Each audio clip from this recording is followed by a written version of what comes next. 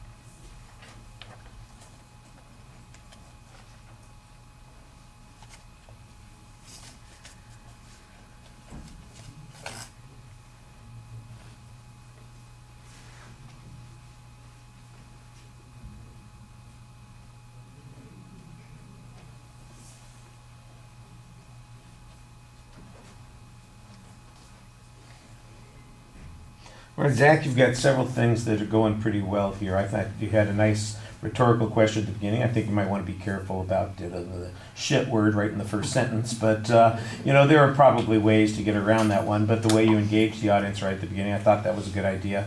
And it helps set up your point of view so you got a pretty clear statement of where you're going with this. There's not really any organizational structure. You've got the idea, you've interpreted it, and then you've got kind of a personal hypothetical example that you talk about. And that's as far as it goes. Now, you did a nice job doing that. I think it needs to be developed a little bit more to make it more interesting. And I think there are probably other ways that you could develop this idea as well. You're going to want to be a lot more creative when you are engaged in conversation with somebody, and especially if you have to speak in front of an audience, you need to be a little bit more assertive about taking control over the subject matter. The presentation issues, look, you're easy to hear, there's good variety in your voice, so there's no problem there. I thought that it looked a little odd with your hand kind of hooked into your pocket there most of the presentation. You also are standing somewhat sideways, not quite sideways, but definitely at an angle, and it looks a little defensive with the hand in the pocket standing at an angle. That's the only thing that seems like it's any anxiety issue at all. No, you didn't really speak very long, so there's not much development, and you're not going to get a lot of detail on all of the responses. I did think, though, that you did a good job finishing off and finding a good exit line to say the point that you were trying to make, and that part did work very effectively. All right.